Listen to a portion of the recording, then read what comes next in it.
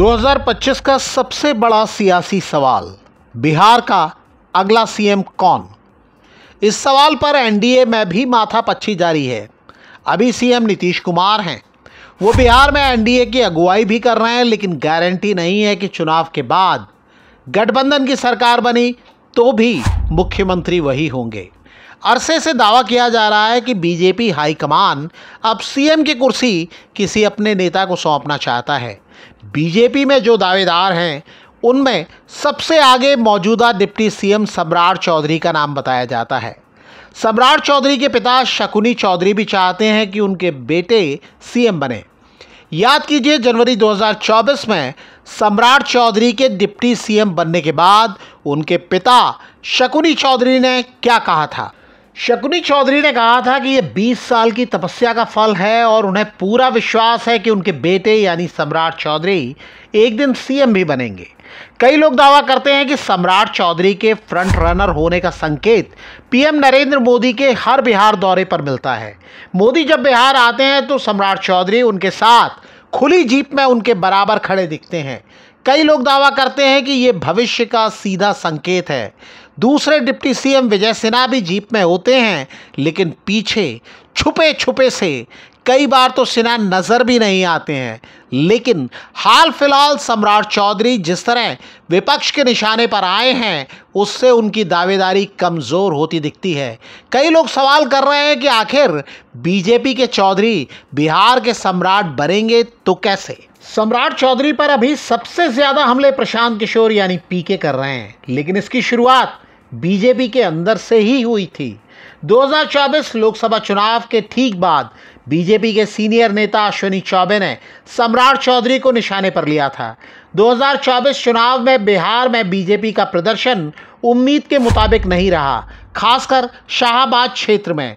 इसे लेकर चौबे ने कहा था, आयातित नेताओं से बीजेपी का भला नहीं हो सकता। निशाना सीधा सम्राट चौधरी पर था, जिन्होंने बीजेपी तक आने में कई पार्टियां बदली हैं। वो राष्ट्रीय जनता दल यूनाइटेड और राष्ट्रीय लोक समता पार्टी से होते हुए बीजेपी में आए हैं। उनकी एक और कमज़ोर कड़ी है, बीजेपी जब दूसरी पार्टी के नेताओं पर वंशवाद का आरोप लगाती है, तब सम्राट चौधरी को भी कई लोग कटघरे में खड़ा करते हैं।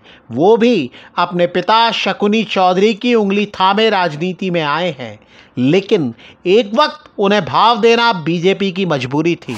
सम्राट चौधरी कुशवाहा समाज से आते हैं, जिनकी बिहार के कुल वोटरों में हिस्सेदारी 6% बताई जाती है।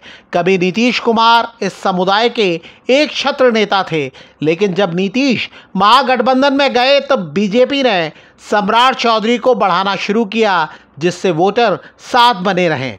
लेकिन चुनावी राजनीति में सम्राट चौधरी अब तक बीजेपी के लिए वो वक़्त साबित नहीं कर पाए हैं जिसके लिए उन्हें तवज्जो दी गई है।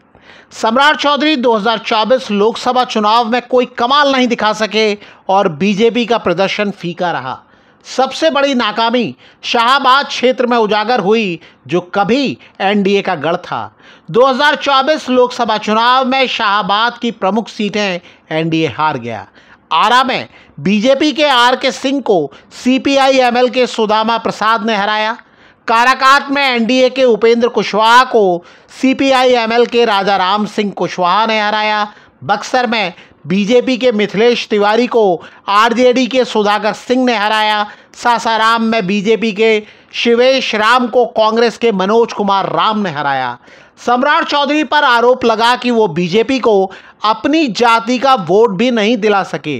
2020 में भी एनडीए इलाके की 22 विधानसभा सीटों में से सिर्फ 2 जीत पाया था, तब बीजेपी ने आरा की 2 सीटें जीती थीं।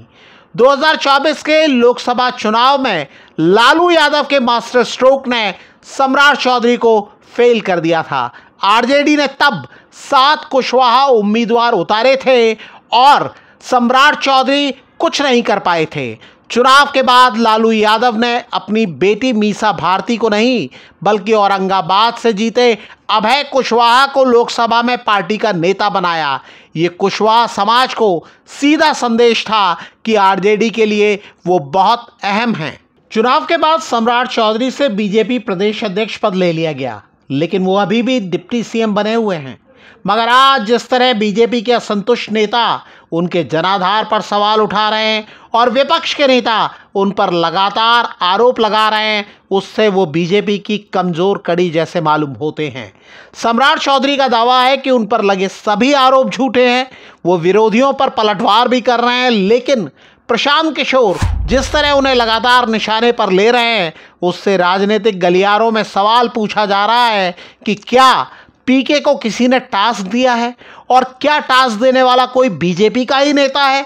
दावा यह भी किया जा रहा है कि टास्क ये है कि सम्राट चौधरी को राजनीतिक खास तौर पर नैतिक रूप से इतना कमजोर कर दिया जाए कि वो खुद ही मुख्यमंत्री पद की दावेदारी ना करें। आरोपों की बौछार होने के बाद से कई लोग दावा कर रहे हैं कि सम्राट चौधरी का आत्मविश्वास डगमगाता दिख रहा है और वो संघर्ष शुरू होने के पहले ही पराजित मुद्रा में नजर आते हैं। जानकारों का कहना है कि किसी समय सम्राट चौधरी की स्थिति बंद मुट्ठी जैसी थी, लेकिन आज ये मुट्ठी खुल गई है। अब सवाल यह है कि क्या बीजेपी एक ऐसे नेता पर दांव लगाना चाहेगी जिसका जादू अपने ही गढ़ में नहीं चला और जिसकी राजनीतिक विश्वसनीयता पर इतने सवाल उठ रहे हैं। आप क्या सोचते हैं? अगर एनडीए जीता और बीजेपी सीएम बनाने की स्थिति में आई तो क्या वो सम्राट चौधरी को चुनेगी? कमेंट करके हमें बताइएगा ज़रूर।